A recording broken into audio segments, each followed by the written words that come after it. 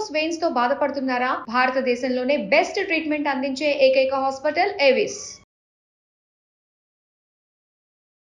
నమస్తే రమగారు. నమస్తే జయ. రమగారు, ఏదైనా కొత్త సిరీస్ స్టార్ట్ చేద్దామా?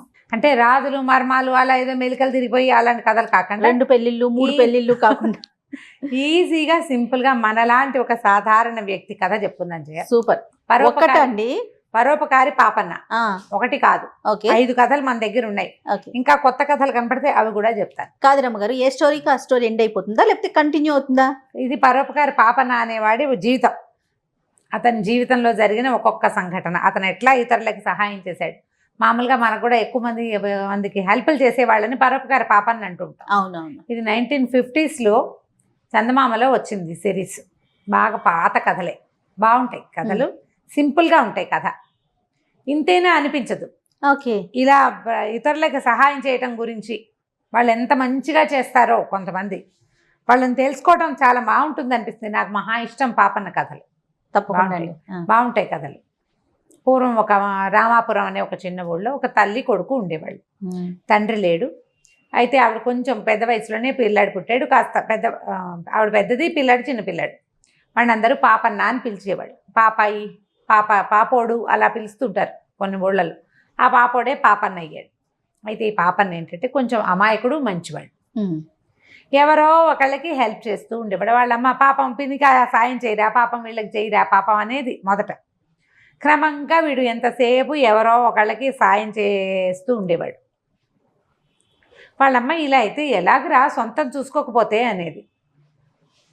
అంటే ఏమనేవాడు, పాపం వాళ్ళే పేదవాళ్ళమ్మ, వాళ్ళు మనకేమిస్తారు అనేవాడు. ఎవరైనా ఏదైనా పని చేస్తుంటే ఒరే పాపన్న రారా సాయం పట్టరా అంటే సాయం చేయటం.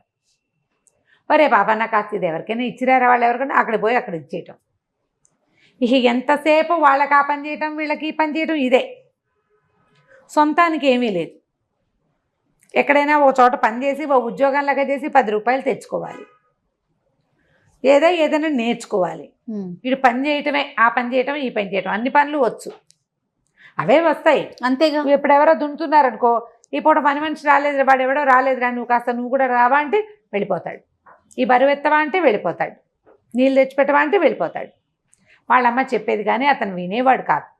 అలాగే గడిచేది. అయితే ఏమైంది, కొంతకాలం కాస్త పెద్దవాడు అయ్యాక వాళ్ళమ్మ ఒకనాడు ఏకాదశి నాడు ఉపవాసం, ద్వాదశి వచ్చింది. వస్తే ఆ పూట దేవుడికి ఏదో చేసి పెడదామని అనుకుంది. చేసి పెట్టాలి, ఏదైనా దేవుడికి నైవేద్యం పెట్టుకోవాలి, పాయసము అవి పెడదామనుకుంది. అయితే పాయసం పెట్టదలుచుకుంది కదా, అందుకని ఏమందంటే కొడుకుని బెల్లము, తర్వాత మినువులు, పప్పు బెల్లము, నెయ్యి తెమ్మని చెప్పింది. ఒక ఏదో చేతిలో పెట్టింది రూపాయి. సరే అది జేబులో పెట్టుకున్నాడు. వాటి కోసం బయలుదేరితే ఆ ఊళ్ళో ఒక రెడ్డి గారినాడు. ఆయన గుమ్మ మీద కూర్చుని ఉన్నాడు. ఒరే పాపన్న సమయానికి కనపడ్డావరా, మా పని మనిషి పనమ్మాయి పని చేస్తుంది రామి, అది రాలేదురా, ఇంకా చాలా ఆలస్యం అయిపోయింది, ఇంట్లో గొడవగా ఉంది, మేము కూడా ఎక్కడికో వెళ్ళాలి, కాస్త రామిని కాకేసుకురారా అన్నాడు. ఇతను పప్పు పాయసం మాట మర్చిపోయాడు, వదిలేశాడు. ఇంకా రామి వాళ్ళ ఇంటికి వెళ్ళాడు. రామి దగ్గరికి వెళ్తే ఆ రామి దానికి 2-3 ఆవులు ఏవో ఉన్నాయి, పాలు పిండి ఎవరికో పోస్తుంది. ఏమంది, ఇవాళ పొద్దున్నే ఆవు తన్నింది బాబు, అదేమిటో సెటిల్ అవ్వలేదు, దాన్ని సర్దేసరికి ఇంత సమయం పట్టేసింది, రెడ్డి గారు గోలెడుతున్నారు ఏమిటోను, సరే పాలు తీసాను, ఒక పని చేయవా, కాస్త ఈ పాలు తీసుకెళ్ళి నా వతన వాళ్ళకి ఇచ్చేవా బాబాబు అంది. అదెంత భాగ్యం, ఇస్తాలే అన్నాడు. బాగానే ఉందిగా, రెడ్డి గారి పని అయ్యింది, రామి వెళ్ళిపోతుంది, ఆయనకు తొందర కదా, పోనీ రామి పని అవుతుంది, పాలు మనం ఇచ్చిస్తే సరిపోతుంది. పాలు పుచ్చు బయలుదేరాడు. పాలు పుచ్చుకెళ్తుంటే పురోహితుడు కనిపించాడు, ఆ ఊరు పురోహితుడు. ఆయనేమో ఏదో పెద్ద బరువు మోసుకొస్తున్నాడు. అబ్బా పాప నా భలే కనపడ్డావురా సమయానికి, కాస్త ఈ బరువు మోసిపెట్టరా నాయన, కాస్త దీన్ని తీసుకెళ్ళట్టు కర్ణం గారి ఇంటి వైపుకి పెట్టవా అనేసరికల్లా, అయ్యో దాందే ఉంది స్వామి, అదే అలాగేనని ఆ పాల వాళ్ళకి పాలు పోసేసి ఈ బస్తా ఎత్తుకున్నాడు ఈయన దగ్గర నుంచి. సంచులు ఏవో బరువులు ఉన్నాయి, దేవాలయానికి కావాల్సిన సామాన్లు. సరే అవన్నీ మోసుకుంటూ కర్ణం గారి వీధిలోకి వెళ్ళాడు ఆయనతో పాటు. తీరా అక్కడికి వెళ్ళేసరికల్లా కర్ణం గారు కనపడ్డారు. ఒరే వంట అయిపోవచ్చింది, కానీ బియ్యం కావాలి, బియ్యం కొట్లో చెప్పొచ్చాను, ఓసారి నాతో రా, ఇవాళ పనివాడు రాలేదు, బియ్యం బస్తా పట్టుకోద్దు కానీ అన్నాడు. బియ్యం బస్తా ఆయనతో పాటు వెళ్ళి బియ్యం బస్తా మోసుకొచ్చాడు. వంట అయిపోయింది వాళ్ళ ఇంట్లో. వాళ్ళు ఏమన్నారు, అన్నం తినేసేళ్ళు. అట్లా అన్నాలు పెట్టేవాళ్ళు, వాళ్ళు ఏమి ఇవ్వకపోవటం కాదు, శ్రమకి తగిన డబ్బు కాదు, కానీ ఆ సమయానికి ఏదో ఇచ్చేవాళ్ళు. సరే వాళ్ళ ఇంట్లో అన్నం తిన్నాడు, పొట్ట నిండిపోయింది కదా. ఇలాగే వాళ్ళకి వీళ్ళకి సాయం చేసుకుంటూ 3 అయ్యేసరికి ఇల్లు చేరాడు. వాళ్ళ అమ్మంది, ఒరే పప్పు పాయసం పాలు నెయ్యి పప్పులు ఏవిరా అంది. ఈవిడ బెల్లము మినపప్పు నెయ్యి చెప్పింది. ఏవి అయ్యేసరికల్లా అమ్మ అయ్యో ఇలా రకరకాల పనులలో ఉండిపోయానంటే వాళ్ళ అమ్మ కేకలేసింది, ఒరే ఇందేం పిచ్చిరా, ఇంత పరోపకారమా, ఉండొచ్చు తన్నుమాలిన ధర్మం చేస్తే ఎట్లా, నీ పని మానుకుని, నీకు పని లేదనుకో పోని, నేను చెప్పా కదా, అయినా సరే నువ్వు వెళ్ళిపోయావు చూడు అని కేకలేసింది.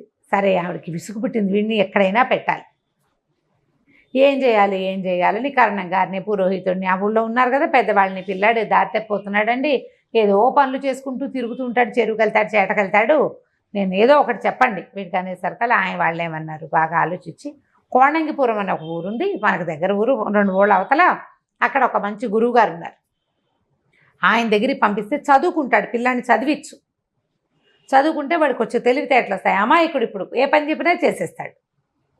అబ్బాయి నాకు కుదరదండి ఇలాంటి సమాధానం చెప్పడానికి రాదు, అందుకని అక్కడ పంపమన్నారు. సరే ఈవిడేం చేసింది, అలాగేనని కాస్త వీడి సంచికించి సర్దింది. పాపన్న కూడా ఆసక్తే, చక్కగా వేరే ఊరు వెళ్ళొచ్చు, వేరే మనుషులు చూడొచ్చు అని ఒప్పుకున్నాడు. వెంబడి పెట్టు తీసుకెళ్ళి ఏం చేసింది, ఆ కోణంగిపురానికి వెళ్ళారు. ఆ గురువుగారి ఇంట్లో చూసేసరికల్లా గురువుగారు బాగానే ఉంది, అట్లాగేనమ్మా వదిలిపెట్టు చెబుతాలే చదువు అన్నాడు. ఒక్క పూట గడిచేసరికి ఆయనకు అర్థమైంది, వీడికి మహాపనుల పిచ్చి, పైగా పరోపకారం పిచ్చి. పరోపకార పుణ్యాయ పాపాయ పరపీడనం అని ఒక శ్లోకం, అది వీడికి కంఠతా వచ్చు. పరోపకారం అవసరం కదండి అంటాడు, పరోపకారార్థం ఇదని శరీరం. ఇలాంటి ఒక 5-6 శ్లోకాలు బాగా గట్టిగా వల్లవే ఇచ్చాడు ఆయన. అంతే పరోపకారార్థం ఫలంతి వృక్షాహ అని చెప్తారు. వృక్షాలు పరోపకారార్థమే ఫలిసే పండుతాయి, నదులు కూడా పరోపకారార్థమే, మేఘాలు కూడా పరోపకారార్థమే. పరోపకారార్థం ఇదని శరీరం కాబట్టి పాపయ్య కూడా అంతే పరోపకారే అని చెప్పి ఆయన యథాశక్తి తన ఇంట్లో పనులన్నీ చేయించుకుని అయ్యో ఒక 4 సంవత్సరాలు 5 సంవత్సరాలు ఉంచుకుని ఏదో 4 ముక్కలు చెప్పాననిపించి వచ్చాయి అనిపించుకున్నాడు. యథాశక్తి ఇతనికి రాని పని లేకుండా చేశాడు గురువుగారు. ఇంటి పనితో సహా సమస్తం ఇక వాడికి ఈ పని వస్తుంది ఈ పని రాదు అని లేదు, శభాష్ సమస్తమైన పనులు నేర్పించేసరికల్లా సరే చదువు అయిపోయింది.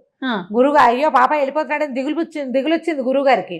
కానీ మరి ఏం చేస్తాడు, చదువు అయిపోయాక పంపేయద్దు, ఆయన చెప్పదలుచుకున్న శాస్త్ర పాఠాలు 4 చెప్పేసి అయిపోయింది రా అబ్బాయి ఇంక ఇంటికి వెళ్ళిపోమన్నాడు. సరే పాప ఏం చేశాడు, అలాగేనని ఇంటికి వెళ్ళడానికి బయలుదేరాడు. ఈ ఇంటికి బయలుదేరుతుంటే ఏమైంది, వచ్చాడు దారిలోకి, కొంచెం దూరం ఉందిగా వీళ్ళింటికి వాళ్ళింటికి.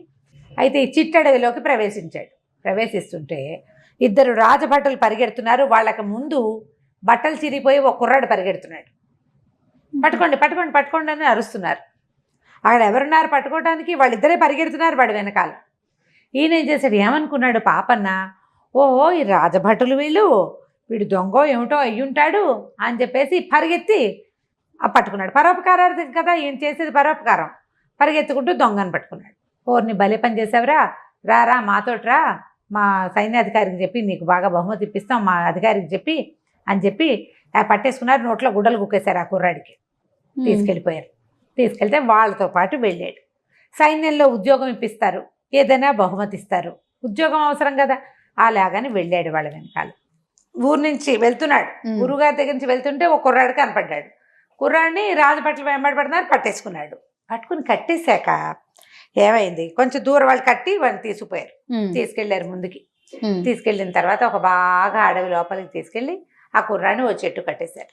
మనకి సంకేత స్థానం ఇదే, ఇక్కడే ఉండాలి, అరే ఇక్కడ ఉండండి మీ ఇద్దరు అని చెప్పి పాపన్నకి ఏం చెప్పాడు, వాళ్ళిద్దరిలో ఒకడు, బాబు నువ్వు ఇక్కడే మా వాడికి సహాయం ఉండు, మా యజమాని వచ్చాక, మా సైన్యాధికారి వచ్చాక, అధికారి అంటాడు యజమానుడు, సైన్యాధికారి అంటాడు, అధికారి వచ్చాక నీకు బహుమతో ఉద్యోగమో ఏదైనా చేయిస్తాం, అందాక మా వాడికి తోడుండు నువ్వు అని చెప్పి కుర్రాన్ని కట్టేశారు. ఓ భట్టుడు ఇక్కడ ఉన్నాడు, ఇంకో భట్టుడు ఈ మాటలు చెప్పి వెళ్ళిపోయాడు. ఈ ఉన్న భట్టుడు ఏమన్నాడు, బాబు 2 రోజులైంది నిద్రపోయి, కళ్ళు మూతలు పడిపోతున్నాయి, ఎట్టగొట్ల ఇక్కడ దాకా వచ్చాను, 1 గంట నిద్రపోతా, ఈయన్ని చూడు కాస్త, ఈ కుర్రాన్ని కట్టేశాం కదా వీడిని చూస్తూ ఉండమన్నాడు. అనేసరికల్లా సరేనన్నాడు. చూస్తుండమని చూస్తూ ఉండాలి అంతే కదా, పైన పరోపకారి పైగా. అదే కదా. సరే ఆ భటుడేమో ఓ పక్క తిరిగి పడుకున్నాడు. మామూలుగా నిద్రపోయేటప్పుడు చూస్తూ పడుకుంటారు, కానీ ఒళ్ళు తెలియని నిద్ర పట్టాక ఎటో తిరిగిపోయి ఎక్కడో చూస్తారు. వాళ్ళు ఏం చూస్తారు మన్ని, అటు తిరిగిపోయారు. ఈ కుర్రాడు కట్టేసి ఉన్నాడు కదా, వాడు తీవా అని సైగ చేస్తున్నాడు, ఇక్కడ దాహం వేస్తుందని. అది దాహం వేస్తుంది. సరే నోట్లోంచి గుడ్డలాగాడు. ఏమిటన్నాడు, దాహం వేస్తుందంటే ఈయన పరోపకారి ఏం చేశాడు, ఆ పక్కన ఎక్కడో చెరువు ఉంది, అక్కడ దాకా వెళ్ళి తావరాకు చుట్టి కాస్త నీళ్ళు తీసుకుని తను తాగాడు. నీళ్లు పుచ్చుకొని వచ్చేసరికల్లా ఆయన మంచినీళ్ళు తాగి, నువ్వెవడివిరా నాయన నాకు దాపురిచ్చావు, నేను ఈ రాజుగారి కొడుకుని, యువరాజుని, వీళ్ళు నా అంగరక్షకులు, మా సైన్యాధికారి మా నాన్న మీద తిరుగుబాటు చేయడానికి చేతకాక నన్ను చంపేయడానికి ఎత్తెత్తాడు, ఈ మొత్తం నా అంగరక్షకులందరినీ తనే పెట్టాడు, వీళ్ళేమో ఈ అడవిలో ఏదో దేవాలయం ఉందని చూపిస్తామని నన్ను పట్టుకున్నారు, వీళ్ళు నన్ను పట్టుకోవడంతో నాకు అర్థమైంది, నన్ను తీసుకొచ్చారు, అక్కడి నుంచి నన్ను బంధించబోయారు, నేను పారిపోయాను, పరిగెడుతుంటే నువ్వు ఒకటి వచ్చి నాకు దాపురించి నన్ను పట్టుకున్నావు అనేసరికి నిర్ఘాంతపోయాడు. అయ్యో నాకు ఎట్లా తెలుస్తుందండి, మీ బట్టలేమో చిరిగిపోయినాయి, మీ మొహం ఏమో మాసిపోయింది, కింద పడిపోయాడు, అదే కదా, దుమ్ము కొట్టిపోయింది, వీళ్ళు ఆగుడు పీకుడులో బట్టలు చిరిగిపోయినాయి, దొంగ అనుకున్నాను, వాళ్ళేమో సైన్యపు దుస్తుల్లో ఉన్నారు, వాళ్ళు సైనికాలు బట్టల్లో ఉండేసరికి రాజభట్లు అనుకున్నాను నేను అన్నాడు. అనేసరికల్లా ఇప్పుడు ఏం చెయ్యాలి, అయితే ఓ పని చేయండి, కట్లోడు తీసేస్తా, మీరు వెళ్ళిపోండి, నేను ఇక్కడ ఉంటానన్నాడు. ఆ కుర్రాడు అన్నాడు, అది కాదు నువ్వు ఇక్కడ ఉండిపోతే వీళ్ళని చంపేస్తారేమని. అబ్బాయి వాళ్ళు నన్ను ఏం చేయలేరండి, నాకు చాలా బలం ఉంది, చిన్నప్పటి నుంచి పని చేస్తున్నాను, నా సంగతి నేను చూసుకుంటా, రెడ్ హ్యాండెడ్గా పట్టుకుందాం వీళ్ళని, కాబట్టి మీరు వెళ్ళిపోయి సైన్యాన్ని తీసుకురండి, సైన్యాధికారి పెట్టిన వాళ్ళని ఎవరిని తేకూడదు, పాత వాళ్ళని తెచ్చుకోవాలి, తండ్రికి చెప్పి తేవాలి అని చెప్పి రాజకుమారుడిని ఊడదీసేశాడు పాపన్న గారు. ఆ కుర్రాడేమో పరిగెత్తుకుంటూ వెళ్ళిపోయాడు. ఈ వెళ్ళేసరికల్లా ఏమైంది, ఈ పడుకుని ఉన్నాడుగా, పాపన్న ఏం చేశాడు, మళ్ళీ పోయి కాసిన మంచినీళ్ళు తెచ్చుకుని మంచినీళ్ళు తాగి మళ్ళీ ఓ తామరాకు పొట్లం చుట్టి నీళ్లు పట్టుకొచ్చి ఓ చోట గుర్తుగా అట్లా పెట్టాడు పడిపోకుండా. సరే కాసేపట్లో ఏమైంది, ఇంకా కాసేపు గడిచింది. ఆ సైనికాధికారి ముందెళ్ళాడే, సైన్యాధికారిని పిలుచుకొస్తానన్న సైనికుడు వాళ్ళిద్దరు వచ్చారు. వచ్చేసరికల్లా అటు ఇటు చూస్తే ఇటువడబోయ్ అన్నాడు, ఇతనేనండి నేను చెప్పిన వాడు అన్నాడు. కుర్రాడేడి లేడు, వీడినేమో పడుకుని నిద్రపోతున్నాడు. రెండో వాడు వాడు తను దన్నారు, లేపారు. ఏడురా కుర్రాడంటే నాకేం తెలుసు నేను పడుకున్నా అంటాడు. అనేసరికల్లా నాకు తెలియదండి, వీడు లేస్తున్నాడు లేవబోతాడేమో అని మంచినీళ్ళు తెద్దామని దాహం వేసి వెళ్ళాను అంతే, నాకైతే తెలీదు, వీడే పంపేశాడేమో అంటారు వాళ్ళిద్దరు. వాడిని పంపేసేవాడిని అయితే పట్టుకునేందుకు అప్పచెప్తా మీకు, నేనే కదా పట్టుకున్నా, అతను మీ చేతుల నుంచి తప్పించుకున్నాడు, బాగా 4 బారల దూరంలో పరిగెడుతుంటే నేను బలశాలిని ఒక లంఘించి కుర్రాన్ని పట్టుకున్నా, అతనే ఊడదీసేసుకుని ఉండుంటాడు. అప్పుడు ఏమైంది, సైన్యాధికారి రాగానే ఏమన్నాడంటే, అరే ఒక్క వేటికి తెగేసేయండి రా, కట్టేసిన వాడి తల చెరుకోమాన్యం ఇస్తానన్నాడు. వాడి తల తెగిపోవాలి, కట్టేసిన వాడి తల తెగిపోతే ఇద్దరికి చెరుకోమాన్యము ఇస్తాను అన్నాడు. తెగేయటానికి కుర్రాడే లేడు. వీళ్ళు బాధించుకున్నారు. బాధించుకునేసరికల్లా సరే వాడంటాడు, నేనైతే నిద్రపోయాను, నాకు తెలీదు. ఇతనేమంటాడు, నాకు తెలీదు, కట్టేస్తున్నప్పుడు నేను ఇక్కడే ఉన్నా, మంచినీళ్ళు తాగడానికి వెళ్ళాను, అంతలో ఏమైందో తెలీదు, అతను లేడు, ఇతను నిద్రపోతున్నాడు, వీడే విప్పేసి పడుకున్నాడేమో, నటిస్తున్నాడేమో, కావాలంటే మీరు మాట్లాడుకోండి అన్నాడు.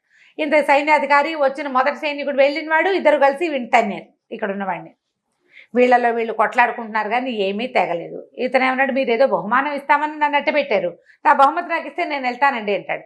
అసలు వాడే లేకపోతే బహుమతి ఎందుకు బహుమతి ఇస్తామన్నారు, వాడిని పట్టుకున్నందుకు. నా సమయం వృధా కదండి, మరి ఇంతసేపు ఇక్కడ ఆపారు అనవసరంగా, ఎంతసేపు ఆగాను, ఒక పూటంతా పోయింది మీకిందే. రాజుగారి దగ్గరికి వెళ్తే కనీసం ఉద్యోగం అన్నా దొరికేది, మీరేదో ఉద్యోగం ఇస్తారు డబ్బిస్తారంటే 2 ఇవ్వలేదు. ఈ డిస్కషన్లో ఎంత టైం గడిచిపోయిందో. అటు ఇటు చూశారు, ఎక్కడా ఏమీ జాడలు లేవు. ఇంతలో ఏమైంది, 4 పక్కల నుంచి సైన్యం కమ్ముకొని పట్టేసుకున్నారు. వీళ్ళని పట్టేశారు. రాజకుమారుడు వచ్చి తీసుకొచ్చేసాడు సైన్యాన్ని. పట్టుకున్నాక రాజుగారి దగ్గరికి తీసుకెళ్ళారు. తీసుకెళ్ళాక ఏమైంది, ఇప్పుడు పాపన్న ఏం సాక్ష్యం చెప్తాడు, అక్కడ ఏం జరిగిందో చెప్పాలి. ముందో కుర్రాడు పరిగెత్తాడు, అతని వెనకాల 2 సైనికులు ఉన్నారు. అతను దొంగ అనుకుని పట్టుకున్నాను, తీరా కట్టేశాక తెలిసింది అతను రాజకుమారుడని. అయితే ఈ సైన్యాధికారి ఏమన్నాడు, కాదు ఎవరో కట్టేశారు, నేను విడుదల చేయడానికి అబ్బాయి గారిని విడుదల చేయడానికి వచ్చానంటాడు. ఇప్పుడు పాపన్న సాక్ష్యం చెప్పాలి. కాదు, సైన్యాధిపతి రాగానే కట్టేసిన వాడిని నరికేయండి, చెరుకోమాన్యం ఇస్తానని అన్నాడు. ఇప్పుడు సైన్యాధికారి కట్టేసింది, ఇద్దరు సైనికులు కట్టేశారు. వాళ్ళిద్దరికి శిక్ష ఇస్తే సరిపోతుంది, సైన్యాధికారి తప్పించుకోవచ్చు. అతని మీద ఎలిగేషన్ ఏం లేదు, అభియోగం లేదు కదా. అభియోగం ఏమిటి? నువ్వు కట్టేసిన వాడిని నరికేస్తే 2 మాన్యాలు ఎందుకు ఇస్తానన్నావు అంటే, ఎవడో కట్టేసున్నాడని, కట్టేసిన వాడు ఫలానా అని నీకు తెలుసు అనమాట అని చిత్రవధ చేశారు అతను. మొత్తానికి అతను బయట పెట్టాడు. రాజకుమారుని సంహరించి ఇది కొట్టేయడానికే ఈ ఎత్తు వేశాను అని. సరే, రాజుగారు చాలా మెచ్చుకున్నాడు. చాలా మంచివాడు పోయి, నువ్వు వాళ్ళకి సహాయం చేసావు, మాకు సహాయం చేసావు. తొలిగా తప్పించుకున్నాడు అనుకో రాజకుమారుడు, మొదటిసారి తప్పించుకుంటే సైన్యాధిపతికైనా దొరికిపోయేవాడు. వాళ్ళు ఏ కత్తో విసిరిస్తే చచ్చేపోయేవాడు. నువ్వు పట్టుకోవటం మాకు మేలే జరిగిందని రాజు చాలా మెచ్చుకున్నాడు. తమ దగ్గర ఉంచుకున్నారు. ఉద్యోగం చేయమన్నారు. ఏదైనా ఉద్యోగం ఇస్తామంటే రాజుగారు అబ్బాయి పాపనే ఉన్నాడు, నేను చదువు అయ్యాక మా ఇంటికి వెళ్ళలేదండి, మా అమ్మని చూసొస్తానంటే వీళ్ళు ఏమన్నారు, పల్లెటూరు వాడు, ఏదో చిన్న బతుకువాడని రాజుగారి అబ్బాయి 1000 మొహరీలు ఇచ్చాడు ఇతనికి. రాజుగారు రాజముద్ర ఉన్న సంచిలో పోసి ఆ సంచిని 1000 రూపాయలు, 1000 మొహరీలు అంటే అంతంత నాణేలు అవి ఇచ్చి చేతిలో పెట్టాడు. జాగ్రత్తగా వెళ్ళు, ఎవరైనా సహాయం ఇమ్మన్నావా అంటే, నాకెందుకండి సహాయం, నా దగ్గర ఏముంది, 1000గా, అంతకైతే వాళ్ళకే ఇచ్చేస్తా, అంతే, పర్వాలేదు నేను వెళ్తాను అన్నాడు. రాజకుమారుడు పదే చెప్పాడు, నువ్వు వెళ్ళాక మీ అమ్మకి అప్పులు సప్పులు ఉంటే అవి తీర్చి మీ అమ్మని తీసుకుని రా, మా దగ్గరే ఉద్యోగం చేద్దు కానీ, నా దగ్గరే ఉందు కానీ అని పదే చెప్పాడు. సరేనన్నాడు. సరే, ఆ మొహరీలు సంచి పుచ్చుకుని కొంచెం ఏదో 1-2 బట్టలు ఏమున్నాయి అతని దగ్గర, 2 పూటలు అక్కడే హాయిగా గడిపి తర్వాత ఊరు బయలుదేరాడు. వెళ్తున్నాడు. ఊరు వెళ్తుంటే ఏం కనపడింది, ఒక దూరంగా ఒక చెట్టు మీద ఒకడెవడో తాడేసి కడుతున్నారు. తాడు ఎందుకు వేస్తున్నారు అని ఆలోచించాడు. సాధారణంగా తాళ్ళు అవి ఎవరు కడతారు, ఉయ్యాలలు అవి కట్టుకుంటారు, ఏదైనా వస్తువులు వెళ్ళాడతారు, ఉట్లు కడతారు. ఇది నట్టడవి, పిట్ట సంచారం లేదు. అయ్యో వీడెవడో ఊరు పోసుకుంటున్నాడు ఏమిటోనని పరిగెత్తుకుంటూ వెళ్ళాడు. ఆగాగు, చచ్చిపోవద్దు, ఉండు అని పరిగెత్తేసరికల్లా తీరా ఒక దౌర్భాగ్యుడు ఎవడో అక్కడ ఊరి పోసుకుంటున్నాడు. అడిగాడు, ఎందుకు ఊరి పోసుకుంటావు ఏమిటంటే, అయ్యో నాకున్న కష్టాలు అన్నీ కాదండి, చాలా కష్టాల్లో ఉన్నాను నేను, ఎంత ఇబ్బందుల్లో ఉన్నానో చెప్పరాని బాధలు ఉన్నాయి నాకు, మరి నేను అందుకే చచ్చిపోదలుచుకున్నాను. అంటే ఏమిటి నాయనా అంత కష్టం ఏమిటో చెప్పంటే, నాకు 300 వరహాలు కావాలండి, 300 ఉంటే నేను బతికేయగలుగుతాను, 300 వరహాల అప్పులు, అవి తీరిస్తే కానీ మా ఊళ్ళోకి నన్ను అడుగు పెట్టనివ్వరు, అది చాలా బాధల్లో ఉన్నా, నా వల్ల కాదు, అందుకని చచ్చిపోదలుచుకున్నాను అనేసరికి ఈయనేమన్నాడు, సంచి తీసి 300 లెక్క పెట్టాడు. ఇదిగో 300 వరహాలు తీసుకో, చచ్చిపోవద్దు, బతుకు హాయిగా అనగానే ఇతను ఏం చేశాడు, 300 వరహాలు ఇవ్వగానే ఆ డబ్బు ఇట్లా గావంచాలో మూట కట్టుకున్నాడు, ఉత్తరీయాల్లో గబగబా మూట కట్టుకుని పరిగెత్తుకుంటూ వెళ్ళిపోయాడు. ఈ పాప నాకు అర్థం కాదు, నేను నీకు సహాయం చేస్తానన్నా, డబ్బులు ఇస్తే వాడు ఎందుకు పారిపోతున్నాడు, వాడు ఎందుకు పారిపోవాలి, అక్కడి నుంచి ఉండి మాట్లాడచ్చు కదా, దానికి అర్థం కాలే. సరే ఏమైటో లేని అటు ఇటు చూసేసరికి అలా చెట్టు కింద ఒక చిన్న మూట కనపడింది. అయ్యో వీడు ఎందుకు పరిగెత్తాడు, అసలు ఇతనికి ఇంకా ఏమీ పూర్వాపరాలు కనుక్కోలే, నీదే ఊరని, పెళ్ళయిందా అని, అదా ఇదా బాగా కనుక్కుని సహాయం చేస్తాడు. ఇతనికి అట్లా కాదు, అడగంగానే చేసేసే గుణం పాపం. చూస్తే చెట్టు కింద ఒక మూట, చిన్న మూటే, బట్టల మూట, అది ఊడదీస్తే కొత్త బట్టలు ఉంటాయి. ఆ బట్టలు ఎలాంటివి, ఇప్పుడు చచ్చిపోతానన్న వాడు ఉన్నాడు చూసావా, వాడు వేసుకున్న బట్టలు లాంటిదే ఇంకో జత ఉంది అందులో. ఈ పాపని ఏమనుకున్నాడు, ఎప్పటి నుంచో ఈ పాత గుడ్డలతోటి ఉన్నాను అని చెప్పేసి ఆ గుడ్డలు విడిచి అక్కడ బారేసి ఆ సంచిలో ఆ మూటలో ఉన్న బట్టలు వేసుకున్నాడు. వేసుకుని ఈ 300 ఇచ్చేసి మీరు 700 కదా ఇవి పుచ్చుకుని ఊరి వైపు నడవటం మొదలుపెట్టాడు. నడుస్తుంటే ఏమైంది, ఇంతలో వెనక నుంచి ఎవరో రాళ్ళు పెట్టి కొట్టేశారు అతను. గట్టిగా తగిలేసినాయి దెబ్బలు. ఇప్పుడు దూరం నుంచి ఇంత రాయి వేసి కొట్టే భలే సర్రమని తగులుతుంది. ఆ కొట్టేసరికల్లా హదిరి పడ్డాడు. 2వ రాయి 3వ రాయి తగిలేసరికల్లా తలకాయ తిరిగిపోయి పడిపోయాడు. సరే పడిపోవటం ఏమిటి, ఆ పక్కనే డబ్బుల మూట కూడా పడిపోయింది, అతని చేతిలో ఉంది, పక్కన రెండుకి పెట్టుకున్నట్టు పడ్డాడుగా. ఆ వాడు పరిగెత్తుకుంటూ వచ్చి ఆ కొట్టిన వాడు ఆ మూట తీసుకుని పారిపోయాడు. ఇంతకీ ఆ మూటని దొంగిలించుకుని పారిపోయిన వాడు ఎవడో కాదు, ఇంతకుముందు ఇతనితో 300 సహాయం చేయబడిన వాడే. ఇతని దగ్గర డబ్బులు ఉన్నాయని తెలిసింది కదా, ఇంకా డబ్బులు ఉన్నాయని, వాడే ఆ డబ్బుల కోసమే వాడు అది తలకాయ పగలగొట్టేసి ఓడి దుర్మార్గుడు అక్కడి ఇచ్చి డబ్బులు పుచ్చుకుని పారిపోయాడు. ఇప్పుడు దీనికి పూర్వకథ ఏమైందంటే, ఎవడైతే కుర్రాడు సూసైడ్ చేసుకుంటున్నాడని డబ్బులు ఇచ్చేసాడు పాపన్న కదా, ఆ శ్యామన్న వాడి పేరు. ఆ శ్యామన్న ఏంటంటే వాడికి ఒక కథ ఉంది. వాడు ఏమిటి కొంచెం తొందరగానే పెళ్ళయింది, తండ్రి లేడు, తల్లి వాడు. అయితే వీడికి ఏంటంటే కొంచెం చుట్టుపక్కల అప్పులైనాయి. పెళ్ళయింది కానీ పిల్లని కాపరానికి తెచ్చుకోలేదు. పాత రోజుల్లో అలా చేసేవాళ్ళు కదా. అత్త మామ ఎంతసేపు ఉత్తరాలు రాయించారు, కబుర్లు పంపిస్తుంటారు, పిల్లని కాపరాన్ని తీసుకెళ్ళండి అని. కానీ వీళ్ళు ఆ పని చేయలేదు. వాళ్ళ అమ్మ కూడా శత పోరుతుంది, వ్యాపారం తెచ్చుకుందాం పిల్లని తెద్దానరా అని. వీడికి ఇక్కడ అప్పులున్నాయి. ఈ బాకీలు వాళ్ళు ఒత్తిడి తెచ్చేస్తున్నారు. వాడికి ఉన్న చిన్న ఇల్లు కూడా స్వాధీనపరచుకోవడానికి. వీడికి ఉన్న బాకీలు వాళ్ళ అమ్మకి తెలియదు. వాడు ఏదో ఆటకాయతనానికి చేసిన బాకీలు, ఆటలకి వాటికి వీటికి అక్కడికి ఇక్కడికి వెళ్ళడానికి బాకీలు చేశాడు. సంపాదన లేదు, బాకీలు ఎలా తీరుతాయి? అవును. దాంతో వాడు చాలా విసిగిపోయి ఉన్నాడు జీవితం మీద. కానీ వాళ్ళ అమ్మకి బాకీ సంగతి తెలియక వాడిని బలవంత పెట్టి అత్తారింటికి తోలింది. తీరా వీడేమనుకున్నాడు, వెళ్ళి అత్తారింటికి ఓ పూట ఉండి వచ్చేద్దాం అనుకుంటే వాళ్ళు 2-3 రోజులు ఉంచి 2 బట్టలు కుట్టించి ఇచ్చి పెళ్ళాన్ని బలవంతంగా పంపేశారు అతనితోటి. తీసుకెళ్ళిపోవాల్సిందేనని. ఇక ఏమీ చేయలేక వాళ్ళు ఇచ్చిన బట్టల్లో ఓ జత కట్టుకుని మీ 2వ బట్టలో అతను చిన్న మూట చేత పుచ్చుకుని భార్యను వెంబడి పెట్టుకొచ్చాడు. వస్తుంటే దారిలో ఏమనిపించింది, పెళ్ళాన్ని ఇంటికి తీసుకెళ్తే రూపాయి సంపాదన లేదు. బాకీలు వాళ్ళు వచ్చి ఇంటి మీద పడితే పెళ్ళా ముందు పరువు పోతుంది. బాకీ తీర్చడానికి వేరే దారి లేదు. అందుకని అతను ఏమనుకున్నాడు, చచ్చిపోదాం అనుకున్నాడు. వాడు సూసైడ్ చేసేసుకోవాలి, ఊరేసుకుందాం అనుకున్నాడు.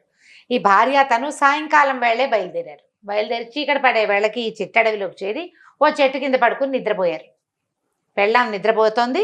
ఇతను ఏం చేశాడు, లేచి ఈ సూసైడ్ చేసుకోవడానికి వచ్చేసాడు. ఆ అమ్మాయి అక్కడెక్కడో ఉంది. వీడు బాగా ముందుకు నడిచి వచ్చాడు. అక్కడ మన పాపన్న అతను చూశాడు. ఈయన పరోపకారార్థం ఇతని శరీరం అంటాడు కదా, డబ్బిచ్చాడు. డబ్బిచ్చాక డబ్బులు పుచ్చుకున్నాక ఇతనికి ఏమనిపించింది, డబ్బులు ఇచ్చినట్టే ఇచ్చి తను ఉరి మానేయంగానే డబ్బులు లాక్కుంటాడేమోనని పరిగెత్తి పారిపోయాడు. పారిపోయిన తర్వాత వాడికి ఏం ఊహొచ్చింది, మనకి ఇంత డబ్బు ఇచ్చాడు, 300 వరహాలు ఇచ్చేసాడు, 300 పట్టుకెళ్ళాడు, తీసేసుకున్నాడు. అతని దగ్గర ఇంకా డబ్బులు ఉన్నాయి, లెక్క పెడుతున్నాడు కదా, లెక్క పెట్టి కదా 300 తీసి ఇచ్చాడు. కాబట్టి మిగిలిన డబ్బులు గనక కొట్టేస్తే జీవితం హాయిగా వెళ్ళిపోతుంది, వీడెవడో అమాయకుడిలాగా ఉన్నాడు అని అనుకుని ఏం చేశాడు, పారిపోయిన వాడు కొంచెం దూరంగా దాక్కుని ఈ పాపన్న గారు తన బట్టలు అక్కడ ఉన్నాయి, మూటలో ఉన్న కొత్త బట్టలు వేసుకుని నడుస్తున్నాడు కాదు, అతన్ని వెనకాల నుంచి పాపన్నని రాళ్ళు పెట్టి కొట్టేశాడు. కొట్టంగానే నేను పడిపోయాడు. ఆ డబ్బులు పుచ్చుకుని వెళ్ళిపోయాడు శ్యామన్న. వెళ్ళిపోయి డబ్బులు లెక్క పెట్టుకున్నాడు. చూస్తే తన దగ్గర ఉన్నవి కాకుండా 700 మొత్తం కలిపి 1000 వరహాలు. ఆ సంచి రొంటిని పెట్టుకుని ఏమనిపించింది, జీవితం మీద వ్యామోహం వచ్చింది.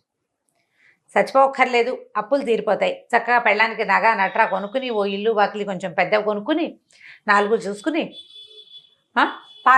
భార్యని తీసుకెళ్ళచ్చు కాపురానికి అనుకున్నాడు. కాకపోతే పెళ్ళాన్ని ఇక్కడ వదిలిపెట్టాడు. అడవిలో పడుకుంది కదా అమ్మాయి, ఏముంది అటు ఇటు చూసి ఇంటికి నడిచి వెళ్ళిపోతుంది.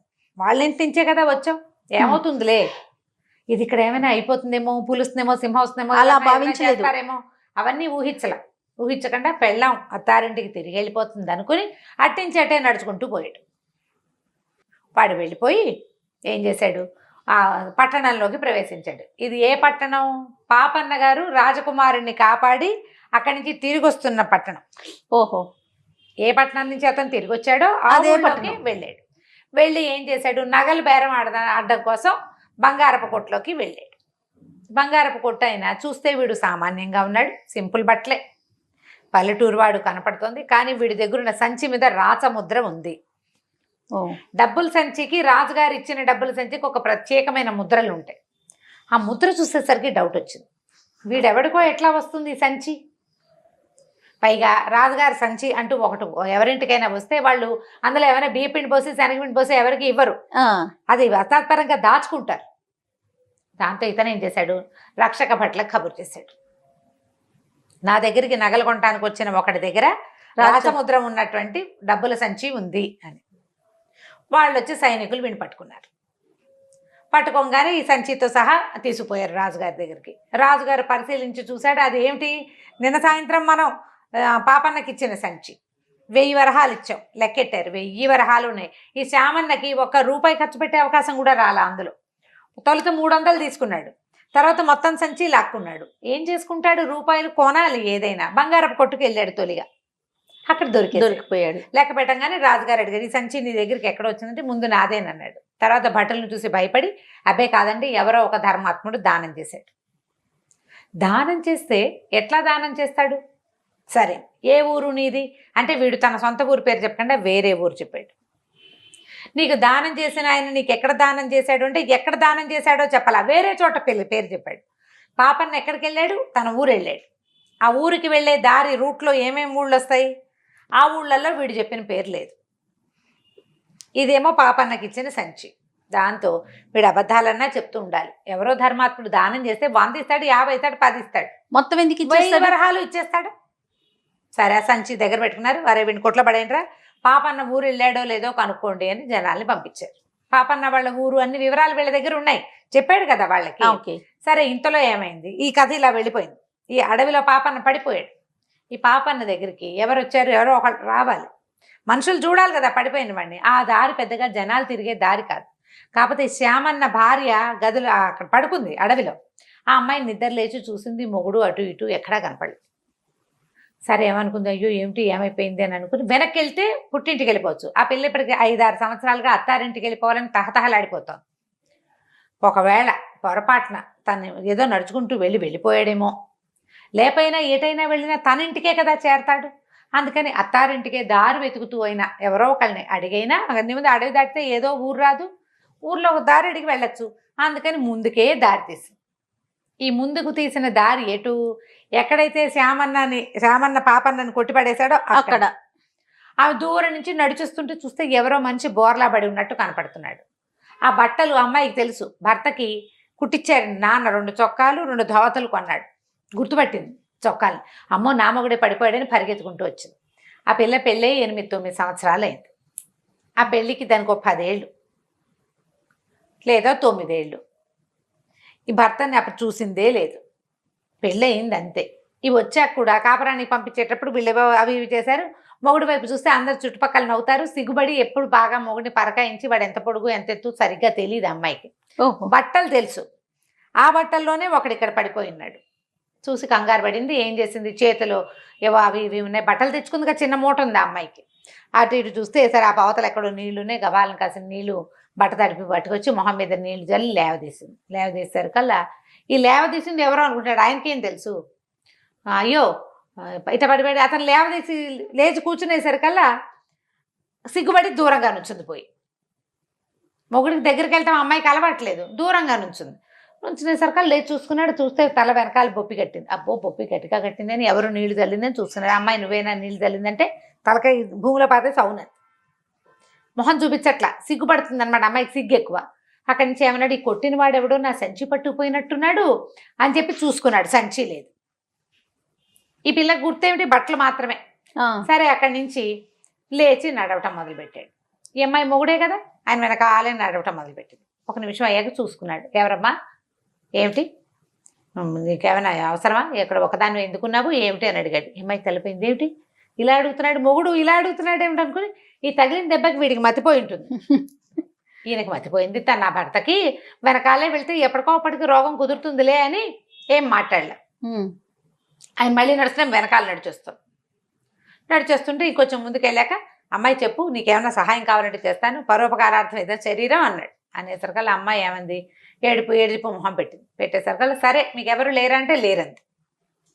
సరేలే పోనీ నేను మా ఇంటికి వెళ్తాను, నా వెనకాలేరా, మా అమ్మ నీ సంగతి కనుక్కుంటుందిలే అన్నాడు. ఈ అమ్మాయికి ఏం తెలుసు, భర్తకి ఇంట్లో తల్లి ఒక్కతే ఉంది, పాపన్న కూడా తల్లి ఒక్కతే కాదు ఉంది, అన్ని మ్యాచ్ అయినాయి. మా అమ్మ నాన్న మా అక్క తమ్ముడు అని ఏమనలా. మా అమ్మ ఉంది ఇంటి దగ్గర పెద్దది, ఆవిడ నీ సంగతి కనుక్కుంటుందంటే సరేలే అక్కడికి వెళ్ళాక అత్తగారైనా తన్ని గుర్తుపట్టకపోతుందా, వీడు రోగం కుదరకపోతుందని సారీ వెనకాలే నడుచుకుంటూ వెళ్ళింది. ఇంటికి వెళ్ళేసరికల్లా వాళ్ళ అమ్మ దూరం నుంచి చూసి ఏరా నాయనా వచ్చావురా అనగానే వచ్చి సరే పక్కన పిల్లలు ఈ పిల్ల ఎవరా అంది. ఏమోనమ్మా నాకు తెలీదు, మరి అక్కడ కనపడింది అడవిలో. నేను ఏది అడిగినా సరిగ్గా సమాధానం చెప్పట్లేదు. సరే నువ్వు కనుక్కుంటావులే అని రమ్మన్నానమ్మా అన్నాడు. అన్నాక సరే తల్లి కాస్త గుమ్మం మీదే కూర్చోబెట్టింది. అమ్మాయికి మంచినీళ్ళు ఇచ్చింది. వాకిట్లో అరుగుంది. ఆ పిల్లకి మంచినీళ్ళు ఇచ్చింది, ఇతనికి మంచినీళ్ళు ఇచ్చింది, మజ్జిగ తెస్తానంది. ఏమిట్రా నాయన సంగతులు అంటే, గురువుగారు చదువు ఎంత బాగా చెప్పాడు వర్ణించాడు. అక్కడి నుంచి రాజకుమారుడిని ఎవరో ఎలా పట్టుకున్నారో, ఆ పట్టుకున్న వాళ్ళని తను ఎట్లా వాళ్ళని చేసి రాజకుమారుడిని రక్షించాడో అది చెప్పాడు. తల్లి వింటోంది. పక్కనే స్తంభం పక్కన సిగ్గుగా నిలబడిన పెళ్లి కూతురు కూడా వింటోంది, ఈ అమ్మాయి కూడా. అక్కడి నుంచి ఏం చెప్పాడు, వాళ్ళు 1000 వరహాలు ఇచ్చారమ్మా. వచ్చే దారిలో ఒక దౌర్భాగ్యుడు ఎవడో పాపం సూసైడ్ చేసుకుంటూ కనపడ్డాడే, పాపం వాడికి 300 వరహాలు ఇచ్చాను. ఏముందిలే పరోపకారార్థం ఏదో శరీరం ఇచ్చేశాను. వస్తుంటే ఎవరో నెత్తి మీద కొట్టారమ్మా.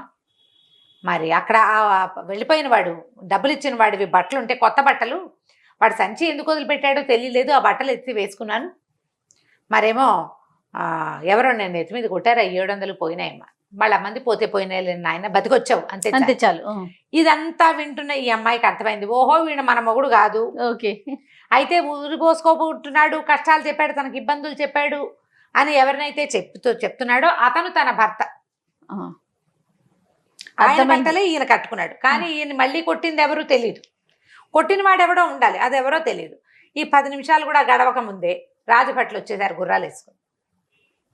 పాపన్న గారు ఇల్లు చేరాడంటే ఇల్లు చేరాను, లక్షణంగా చేరాను అనేసరికల్లా వాళ్ళు ఏమన్నారు, మీకు రాజుగారు ఇచ్చిన డబ్బుల మూట ఏది అని అడిగారు. అడిగితే లేదు నేను ఎవరికో ఇచ్చాను, ఎవరో నన్ను కొట్టి మిగిలిన డబ్బులు పట్టుకుపోయారు అంటే ఒకడు ఆ డబ్బుల మూటతోటి డబ్బులతోటి దొరికాడు.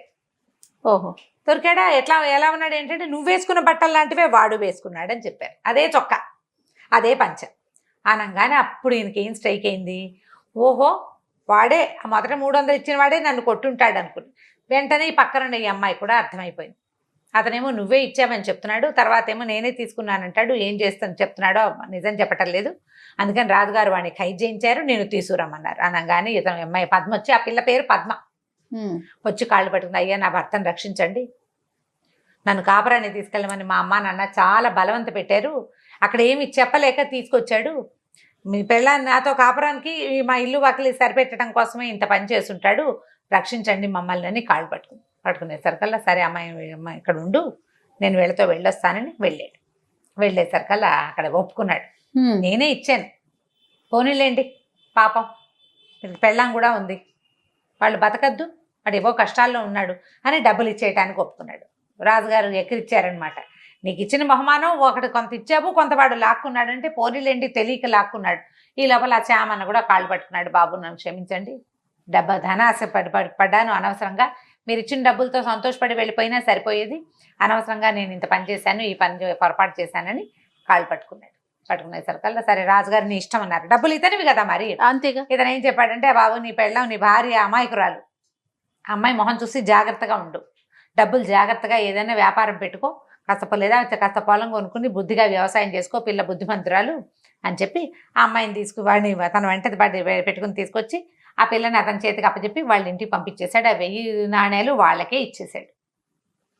ఊరంతా ప్రచారం అయింది వీడికి అమాయకుడు అని. మరి 1000 రూపాయలు ఎవరైనా ఇస్తారా? అదే కదా, కొట్టాడు కాబట్టి వాడికి శిక్ష పడాలనాలి. నేను దానం చేయదలుచుకుంది 300, మిగిలిన 700 నాకు ఇప్పించండి అనాలి. ఏమీ అనలా, పరోపకారార్థం ఇతని శరీరం అంటాడు. సరే వాళ్ళ అమ్మ ఏమనుకుంది, చదువు అయ్యి వచ్చాడు, ఏదో పని చేసుకుంటూ ఉంటాడు, రాజుగారు ఎట్లాగో ఉద్యోగం ఇస్తానన్నారు. అప్పుడప్పుడు వెళ్ళి రాజుగారు కనపడితే రాజుగారే సంభారాలు పంపిస్తాడు వీళ్ళింటికి. మరి రాజకుమారుడిని రక్షించాడు కదా, పిల్లాడికి పెళ్లి చేద్దామంటే ఆ ఊళ్ళో ఒక్కళ్ళు కూడా ఈయనకి పిల్లని ఇవ్వడానికి ఒప్పుకోలే. ఈ పాపన్నకి అమాయకుడు, ఒట్టి మట్టి బుర్ర, వీడితోటి కాపురం చాలా కష్టం. అందుకని ఎవరు పెళ్లి సంబంధం ఒప్పుకోవట్లేదు. వీళ్ళమ్మ ఏమనుకుందంటే, సరే ఇక పై ఊళ్ళలోంచి ఎవరినైనా పిల్లని చూద్దామని పై ఊళ్ళో పెళ్లి ప్రయత్నం చేయటం మొదలుపెట్టింది. సరే పక్క ఊళ్ళల్లో ఒక పెళ్లి సంబంధం ఉందని, ఆ పిల్లకి ఎవరు లేరు, అనాథ. అయితే ఒక శ్రీమంతుడు ఆ పిల్లని చేరదీసి ఇంట్లో ఉంచుకున్నారు. ఆ పిల్ల వాళ్ళ ఇంట్లో పనంతా చేస్తూ ఉంటుంది. అయితే వాళ్ళు 100 వరహాలు ఇచ్చిన వాళ్ళకి పిల్లని ఇస్తామన్నారు. ఆ పిల్లని పెళ్లి చేసుకోవాలంటే ఆ శ్రీమంతుల ఇంటికి ఒక 100 వరహాలు ఇవ్వాలి. వాళ్ళు ఆ పిల్లని పోషించారు చిన్నది అని చెప్పి వచ్చింది ఒక సంబంధం. సరే వాళ్ళ అమ్మ ఏమనుకుంది, వరహాలకేం కొదవ, మనకి ఇప్పుడు రాజుగారి ప్రాపకం లభించింది, సరే ఒప్పుకుంది. ఈవిడ వెళ్ళి పిల్లని చూసిందో చూడలేదో సరే మొత్తానికి పెళ్ళిళ్ళ పేరయ్య ద్వారా పెళ్లి సంబంధం కుదుర్చుకున్నారు. చుట్టుపక్కల వాళ్ళందరూ ఓహో ఓహో అన్నారు. పాపన్న కూడా సిద్ధపడ్డాడు పెళ్లికి. అయితే ఇతనికి పిల్లని చూసొద్దామని ఉంది. పిల్లని చూడాలంటే అడిగితే వీళ్ళంతా ఏమంటారో నవ్వుతారేమో అని కొంచెం సిగ్గుపడ్డాడు, మొహమాట పడ్డాడు. చిన్నవాడే కదా. అక్కడి నుంచి పురోహితుడిని కనుక్కున్నాడు. ఇతను ఏమన్నాడంటే, పిల్ల పొద్దున్నే పాలు తీస్తుంది, పొద్దున పూట వెళ్తే నీకు పిల్ల కనపడుతుంది. అక్కడ పాలు తీసేది ఆ పిల్లే. వాళ్ళ వాకిట్లోకి వెళ్ళి వాళ్ళ గేట్లోకి వెళ్ళి వాళ్ళతో పెరట్లోకి ప్రయాణం చేసావంటే ఏదో మామూలు మాట్లాడడానికి వెళ్ళినట్టు వెళ్ళు, పిల్లని చూసి రావచ్చు అన్నాడు. ఆయనకి ఎవరికి చెప్పొద్దని పెళ్లి కూతురికి నగలు కొనుక్కొస్తానమ్మా అని చెప్పాడు వాళ్ళ అమ్మకి. పెళ్ళి ఉన్నది పల్లెటూరు కాదు. సరే వాళ్ళ అమ్మ కూడా సరేనంది. ఇతను ఏం చేశాడు, కాస్త బొడ్లు డబ్బులు చిన్న మూట కట్టుకుని, చిన్న మూటలు కడితే అప్పట్లో ఇంత కూడా సంచులు ఉండేవి, డబ్బులు రొంటిని పెట్టుకున్నాడు. సరే పొద్దున్నే ప్రయాణమై వెళ్ళాడు. వెళ్ళేసరికల్లా ఏమైంది, పెందరాళి వెళ్ళిపోయాడు బాగా. అమ్మాయిని తెల్లవారే చూడాలంటే పాలు తీసేది ఎప్పుడు ఏ పావు తక్కువ వరకు పాలు తీసేస్తారు. ఈయన 5 కాకుండా బయలుదేరాడు. నడిచి వెళ్ళాలి కదా. ఈ వెళ్ళే దారిలో ఏమింది, ఇంకా ఆ ఊరు సమీపిస్తుండగా ఒక అతను కింద పడి మూలుగుతున్నాడు. ఓ బండి ఉంది. ఆ బండి ఒక అమ్మాయి దిగి అతన్ని బోదారుస్తుంది. వాళ్ళిద్దరూ వలవల ఏడి చేస్తున్నారు. అమ్మాయి కళ్ళు తుడుచుకుంటుంది. అతను అమ్మో అయ్యో అని మూలుగుతున్నాడు. అయ్యో అయ్యో మీకేం కష్టం వచ్చిందంటే, పరోపకారార్థం ఇదం శరీరం అన్నారు మా గురుగారు, మీకు ఏమైనా సహాయం కావాలంటే చేస్తానన్నాడు. అనేసరికల్లా ఇతను ఏం చెప్పాడు, కాదండి మేము వేరే ఊరు ప్రయాణం అయ్యాం, ఎద్దులు లేవు, బండి నేనే లాగుతున్నాను, ఈమె బండిలో కూర్చోబెట్టుకున్నా, ఎదురు దెబ్బ తగిలిందండి, కాలు పచ్చడైపోయింది, నేనేం బండి దోసుకెళ్తాను, ఈ ఊళ్ళో ఉంటే మేము దొరికామంటే మమ్మల్ని చంపేస్తారండి, ఊరు దాటి వెళ్ళిపోవాలి అనేసరికల్లా ఇతను ఏమన్నాడు, దానిదేముంది, నువ్వు కూడా బండిలో కూర్చో, నేను లాగుతాను, నువ్వు ఎక్కడికి వెళ్ళాలంటే అక్కడికి నేను తీసుకెళ్తా అన్నాడు. అనేసరికల్లా సరే ఎవరో ఒకళ్ళు సహాయం చేస్తామంటే ఒంటెద్దు బండి, దానికి ముందు భాగంలో దూరి పట్టుకుని లాగితే బండి ముందు కదులుతుంది. అవును. సరే ఆ అమ్మాయిని ఎక్కమన్నాడు. ఈ పిల్ల ఇతన్ని కూడా ఎక్కించాడు. ఇద్దరు వయసులో ఉన్నట్టుగానే ఉన్నారు. ఆ అమ్మాయి కొంచెం చూపులకు బాగుంది, ఈ అబ్బాయి కూడా కుర్రాడు బాగానే ఉన్నాడు, ఈడు జోడుగా ఉన్నారు. సరే బండి ఎక్కిన తర్వాత ఈ నడిచి తీసుకెళ్తున్నాడు, వాళ్ళిద్దరిని లాక్కెళ్తున్నాడు. అతను నడవలేడు కదా, కాలికి గట్టిగా దెబ్బ తగిలేసింది, నెత్తురు వస్తుంది. ఆ అమ్మాయి చీరచించి కూడా తడిపి కట్టేసింది కాలికి. ఆ కాలు చాపు కూర్చున్నాడు అతను. ఇతను మీరు దంపతులండి అని అడిగాడు పాపన్న.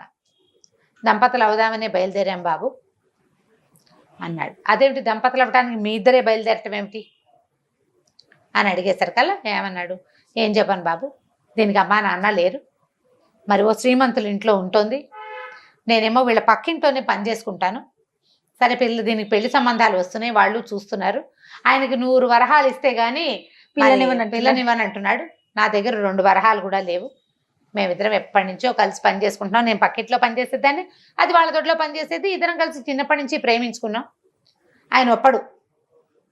ఈ లోపల ఎవరో పెళ్లి సంబంధం ఒకటి కుదిరిపోయింది. ఈ లోపల ఆ పక్క ఊళ్ళో నుంచి ఒక పెళ్లి సంబంధం వచ్చింది, వాళ్ళు 100 వరహాలు ఇవ్వడానికి ఒప్పుకున్నారు. ఆ పెళ్లి కూడా కొట్టి మట్టి బుర్రట, మరి ఏం చేస్తాము, అందుకని ఆ పెళ్లి వాళ్ళు వస్తారని మేమిద్దరం కలిసి పారిపోతున్నామండి, మా తాతగారి ఊరు వెళ్ళి అక్కడ పెళ్లి చేసుకుంటాము, పెళ్ళి అయిపోయాక వాళ్ళు ఏం చేస్తారు చెప్పండి అన్నాడు. అనగానే ఈయన బండి ఆపేసి ఉంచున్నాడు. అదేంటండి ఆపేశారు, ఎవరో ఒకళ్ళు వస్తారండి అన్నాడు. అక్కర్లేదు, మీరు పారిపోవాల్సిన అవసరమే లేదు, అసలు ఈ అమ్మాయిని తీసుకుని పారిపోవటమే తప్పు, ఆయనతో మాట్లాడాలి, వాళ్ళు ఒప్పుకోరండి. ఎందుకు ఒప్పుకోరు అంటాడు ఇతను. కాదండి, ఎవరో 100 వరహాలు ఇచ్చి పెళ్లి సంబంధం కుదుర్చుకున్నారంటే ఆ 100 వరహాలు ఇచ్చింది నేనే నాయన,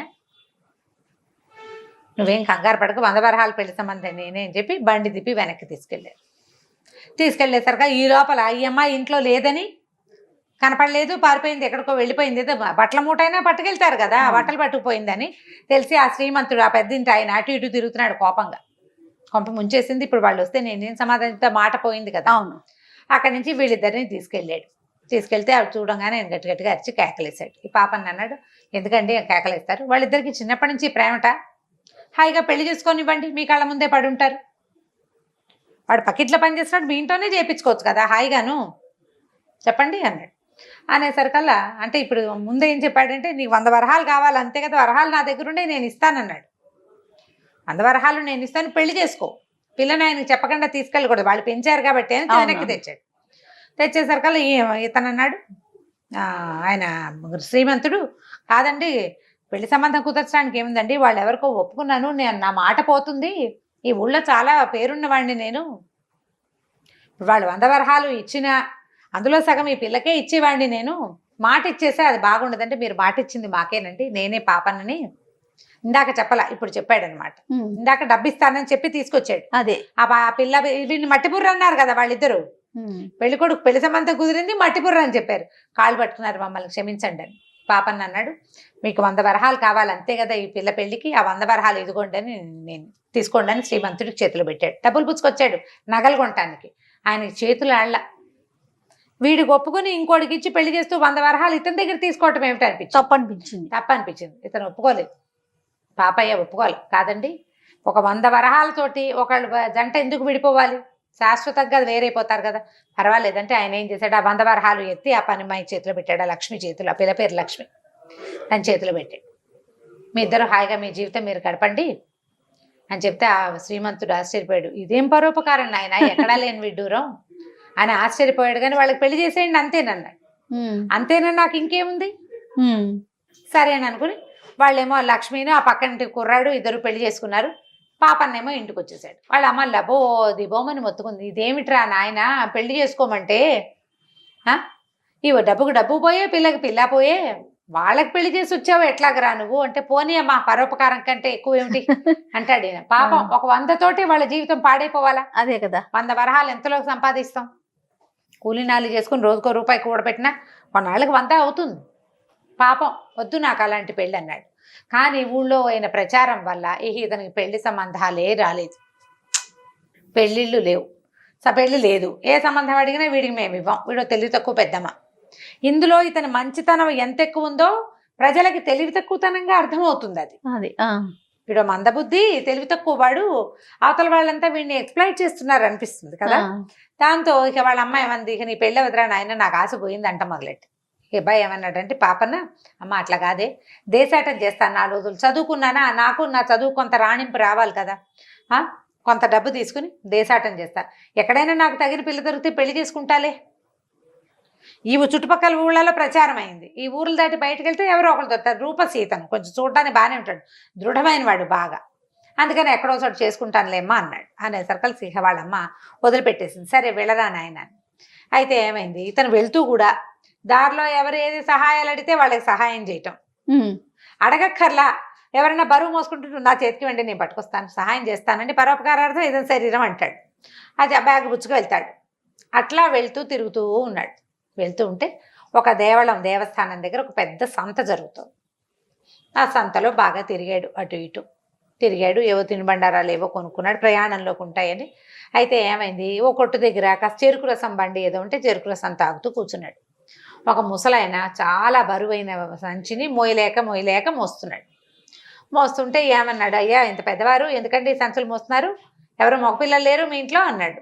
ఎక్కడైనా మగపిల్లలు, ఎప్పుడో మా కొడుకు పోయాడు, నాకున్నదల్లా ఒక కోడలు మనవరాలు, ఆడాళ్ళు ఏమొస్తారని నేనే సామాన్లకి సంతలకి వాటికి వస్తాను, బళ్ళు గిళ్ళు ఏమి లేవు నాయన, ఏదో ఇల్లు వాకిలి ఉన్నాయి కానీ అన్నాడు. అనగానే అబ్బాయి ఇతను ఏమన్నాడు, పాపన్న ఆ సంచి నాకు ఇవ్వండి, మీ ఇంటి దాకా తెచ్చి పెడతాను అని చెప్పేసి, ఇతను మంచి బలశాలి కదా, ఆ మూట ఎత్తి భుజాన్ని వేసుకున్నాడు. ఆయన సరే కొంచెం కుర్రాడు బాగున్నాడు, ఏదో మాట మంతి ఆడుతూ ఇంటి దాకా తీసుకుపోయాడు. సరే కొంచెం చీకటి పడ్డ కాస్త వెలుగుండగానే ఇంటికి వెళ్ళారు. సరే లోపల నుంచి మంచినీళ్ళు తీసుకొచ్చారు, ఇచ్చారు. సరే వేరే ఊరు వెళ్ళాలి, ఇంకో ఊరు వెళ్ళాలి, అక్కడి నుంచి ప్రయాణం చేయాలి కదా, కొత్త ఊళ్ళు చూడాలి అతను. అనేసరికల్లా ఆయన ఏమన్నాడు, బాబు ఈ రాత్రికి ఉండి అన్నం తిని పడుకోబోయి రేపు పొద్దునే వెళ్తూ కానీ, అక్కడేం వలసిన పని లేకపోతే అక్కడేం పని పాట ఏముంది, తిరగడానికే కదా, దేశాటనే కదా చేయబోతోంది, ఇక్కడే అన్నం తిని పడుకోమన్నాడు. పడుకోమనేసరికల్లా సరే ఇతను ఏం చేశాడు, వాళ్ళ ఇంట్లో అన్నం తిన్నాడు, వాకిట్లో అరుగు మీద పై పంచపరుచుకొని పడుకున్నాడు. అప్పటి రోజుల్లో లైఫ్స్ ఇంత సింపుల్గా ఉండేవి. అయితే ఒక అర్ధరాత్రి వేళ ఒక 3 గంటలు అవుతుంది, తెల్లవారి 3ంటికి ఏమిటో ఏడుపులు వినపడినాయి ఇతనికి. ఎవరో ఏడుస్తున్నారు, ఏమిటో మాట్లాడుకుంటున్నారు రణగణ ధ్వనిగా. లేచి వెళ్ళి చూస్తే ఎక్కడ ఇది, వాకిట్లు కొంచెం నడవ వాకిల్లాగా ఉంది, ఓ ఇల్లు, ఇంటికి అరుగుంది, వెనకాల పెరట్లోంచి మాటలు వినపడుతున్నాయి. అర్ధరాత్రి 3ంటికి పెరట్లో ఏం మాటలు వినపడాలి? ఈయన వెనక్కి వెళ్ళాడు. ఒక పెద్ద నడివయసు ఆవిడే ఓ పిల్ల, ఇద్దరు ఏదో మాట్లాడుకుంటున్నారు, నూతులోకి దిగాలని చూస్తున్నారు వాళ్ళు ఇద్దరు. నువ్వు వద్దు నేను దిగుతా, లేదా మేమిద్దరం కలిసి దిగుదామని. ఈయనకు అర్థం కాల, ఈ పాపయ్యకి అర్థం కాక, అమ్మ ఏం పడిపోయింది, కావాలంటే నీ దిగుతా, మీరిద్దరు దిగబాకండి అన్నమాట.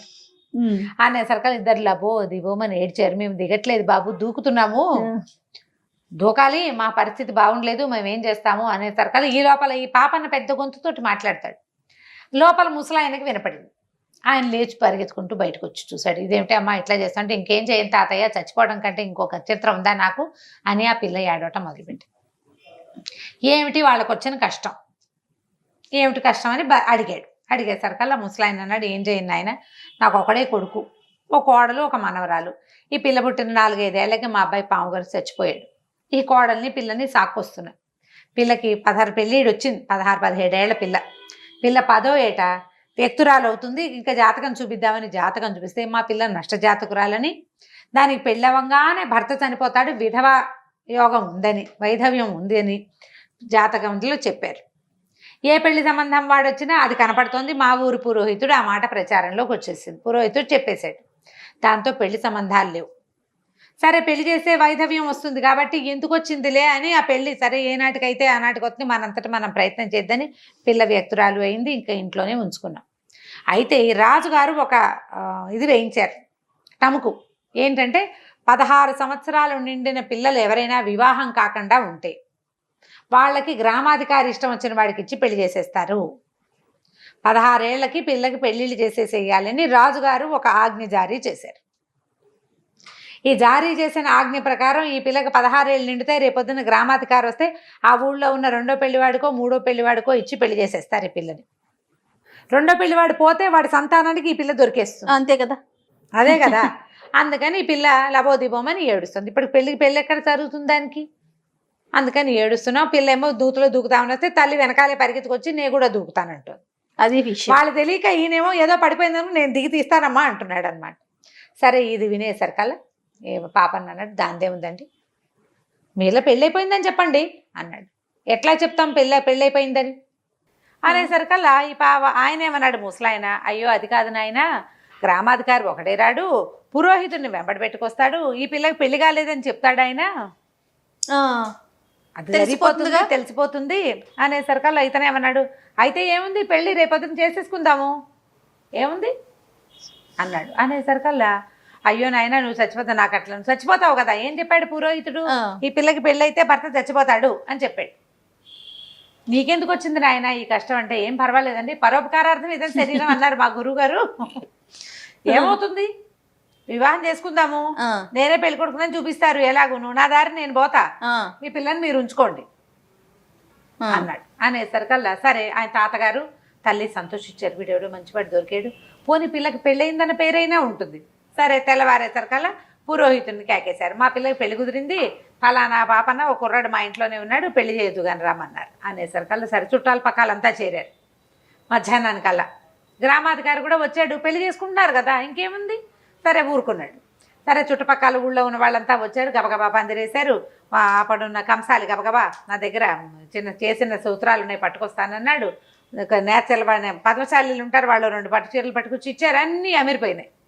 మధ్యాహ్నానికి పెళ్ళి. అయితే ఏమైంది, పురోహితుడికి ఏం భయపట్టుకుంది, ఈ కుర్రాడు ఎవడో పెళ్లి కొప్పుకున్నాడు, వీడు ఏమీ కాకుండా చూడడానికేమో పిడిరాయల్లే ఉన్నాడు, గుండుపిక్కలే, రేపొద్దున వీడికి ఏమీ కాకపోతే నా జ్యోతిష్యం ఊళ్ళో ఎవరైనా నమ్ముతారా? ఎవ్వరూ నమ్మరు. సో తను చెప్పింది నిజం అవ్వాలని ఏం చేశాడు ఆయన, ఓ నీళ్లలో ఏదో పదార్థం కలిపి పట్టుకొచ్చాడు. వివాహం సంపన్నమైంది చక్కగా, పెళ్లి చేసేశారు. అందరూ చూశారు చక్కగా ఉన్నాడు పిల్లాడు అని, బాగున్నాడు అనుకుంటే ఈయన అన్నాడు, నాయన ఈ నీళ్ళన్నీ తాగేసేయి అని తీర్థం ఇచ్చాడు. గంగాజలం అని చెప్పి ఇచ్చేసరికల్లా ఈ పాపాన్ని ఏం చేశాడు, తాగేసాడు. పెళ్ళి అయిపోయింది, తలంబరాలు పోస్తున్నారు, ఇంకా ఏమిటో హోమం ఏమో అవన్నీ ఉంటాయి కదా, ఉన్నట్టుండి ఈ పాపాన్ని విరుచు పడిపోయేసరికి లబో దిబోమని ఏడ్చారు. ఈ పురోహితుడు అన్నాడు, నేను ముందే చెప్పాను కదా, ఇది నేను చెప్పాను మీరు వినలేదు, పిల్లలు పెళ్లి చేశారు, ఇదిగో ఇలాగైంది. అయ్యో ఊళ్ళో వాళ్ళంతా అయ్యో వీడెవడో ఎక్కడి నుంచో వచ్చాడు, శుభ్రంగా ఉన్నాడు కుర్రాడు, పాపం లబలబలాడిపోయారు. ఆ పిల్ల ఏడుపు, పెళ్లి కూతురు ఏదో చక్కగా మంచి మొగుడు దొరికాడు అనుకుంటే ఇలా అయ్యింది. తాతయ్య ఏడుస్తున్నాడు, అమ్మ ఏడుస్తున్నా, అందరూ ఏడ్చారు తలా ఒక పక్కన. గ్రామాధికారి వచ్చి వివాహం అవ్వగానే పెండి కుమారుడు మరణించాడని రాసుకున్నాడు. మరణించేశాడు, పడిపోయాడు. పడిపోతే చచ్చిపోవడమే. ఇంకా అప్పుడు డాక్టర్ల ఇలా చూద్దామా, ఇక్కడ చేయబెట్టి చూస్తాం, అవన్నీ వాళ్ళకి తెలుసా చచ్చా. పురోహితుడు ఒక మాదిరిగా ఆయుర్వేదం వైద్యం చేసి ఆయన పోయాడు పిల్లాడు అన్నాడు. అంతే సంగతులు. అందరూ ఏడ్చారు. ఒక గంట గడిచింది.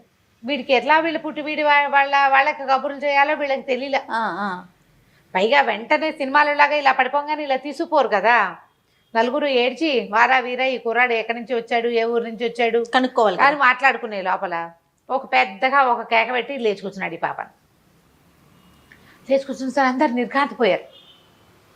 ఏమిటి ఎట్లా పడిపోయాడు, ఎందుకు లేచి కూర్చున్నాడు అని. ఇతను ఏమన్నాడు, ఏమిటో మంచినీళ్ళు ఇచ్చారు పురోహితుడు, తాగిన తర్వాతే నాకు కొంచెం తిక్కగా అనిపించింది, నేను నా తలదిరి పడిపోయాను అన్నాడు. అనేసరికల్లా జనాలంతా చేరారు. ఏమిచ్చావు చెప్పు నువ్వని.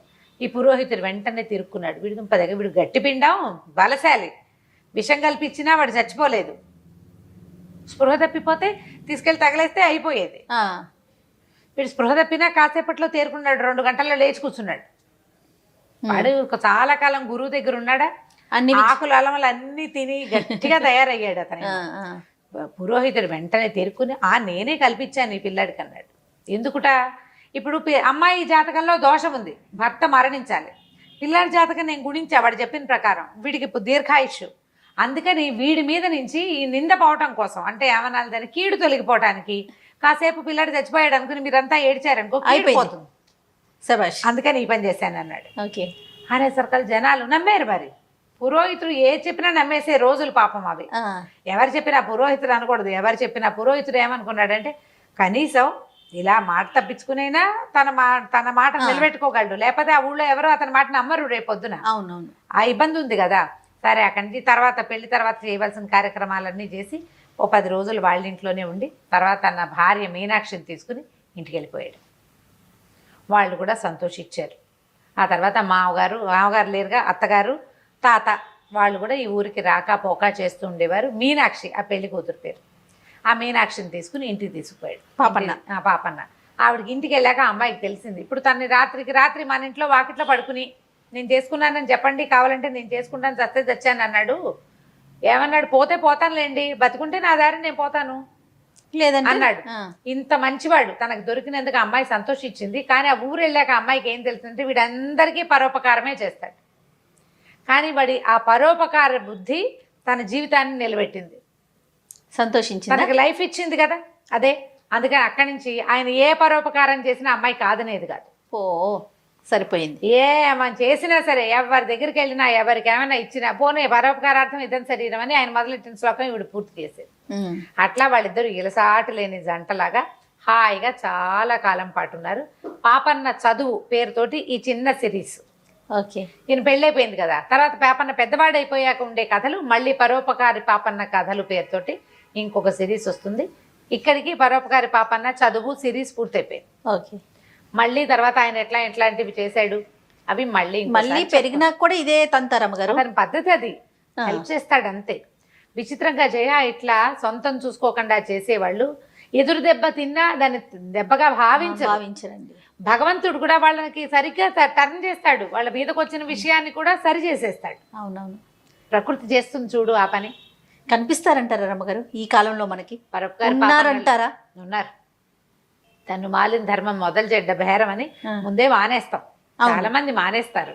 కానీ ఇప్పటికీ హెల్ప్ చేసేవాళ్ళు, ఇతరుల కష్ట నష్టాలని పట్టించుకునేవాళ్ళు వాళ్ళు లేకపోతే ఈ భూమి ఇలా ఉండేది కాదు, ఆకాశం పైన ఉండేది కాదు. జయ ఉంటారు ఖచ్చితంగా, ఆకాశానికి పందిరి గుంజలు అవి లేకపోతే ప్రపంచం ఇట్లా నడవదు.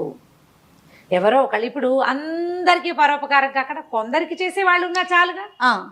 ఒక విషయానికి చేసినా చాలు, అప్పట్లాగా కాకుండా. అప్పట్లాగా ఇప్పుడు ఈయన అన్నిటికీ పిడుక్కి బియ్యానికి ఒకే మంత్రం కింద అన్నిటికీ పరోపకారం అయ్యింది. అవునవును, కొందరి కొన్ని విషయాల్లో నేను నా ఉద్యోగం నేను చేసుకుంటాను, నా పని నేను చేసుకుంటాను, నా పనిలో ఇంకోటి భాగస్వామ్యం ఇవ్వను, కానీ నేను రోజుకో 100 రూపాయలు దానం చేస్తా అంటే కూడా పరోపకారమే. అలాంటి వాళ్ళు ఉన్నారు కాబట్టి ఇంకా భూమి నడుస్తోంది. అవునమ్మ, మొన్న కూడా మనం చూసాం చూడండి ఈ సిచ్యువేషన్ లో ఎంతంత హెల్ప్లు చేశారు జయ. అసలు తనను మించి చేసిన వాళ్ళు చాలా మంది, రోజు అన్నం వండి పెట్టిన వాళ్ళు, దారిపోతున్న వాళ్ళకి ప్రతిరోజు బాక్సులు కట్టించి ఇచ్చిన వాళ్ళు, ఎక్కడెక్కడెక్కడి నుంచో డబ్బులు తెప్పించి అవును ఈ దానం చేసిన వాళ్ళు. అవును, ఈ దారిలో వీళ్ళకి ఆ డబ్బు అవసరం కాబట్టి వాళ్ళ దారిలోనే ప్రజలు నడిచెళ్తుంటే వాళ్ళకి డబ్బులు పంపించిన వాళ్ళు, పాత ఫ్రెండ్షిప్ని ఇంతకుముందు మనకి ఎప్పుడో సహాయం చేసిన ఆటో డ్రైవర్లకి సహాయం ఏం చేస్తారు ఆటో డ్రైవర్లు, అవును వాళ్ళు మనతో ప్రయాణం చేస్తారు, వాళ్ళకి డబ్బులు ఇచ్చిన వాళ్ళు కూడా మనం ఎంతమందిని చూసాం. మరి వాళ్ళంతా ఉన్నారు కాబట్టి ఇవాళ రోజు ఇలా ఉంది. ఖచ్చితంగా రమ్మగారు. కానీ ఈ లక్షణాన్ని అలవర్చుకోవటం ఎంతకైనా సరే అంటే పూర్తిగా మీరు అన్నట్లు పాపన్నలాగా చేయలేకపోయినా మనకి తోచినంత మనం చేసుకుంటూ మనం పోతే చేయగలిగినంత సహాయం మనకి ఇబ్బంది లేనంత మటుకు చేసినా కూడా మంచిదే. అంతే. నమస్తే. నమస్తే.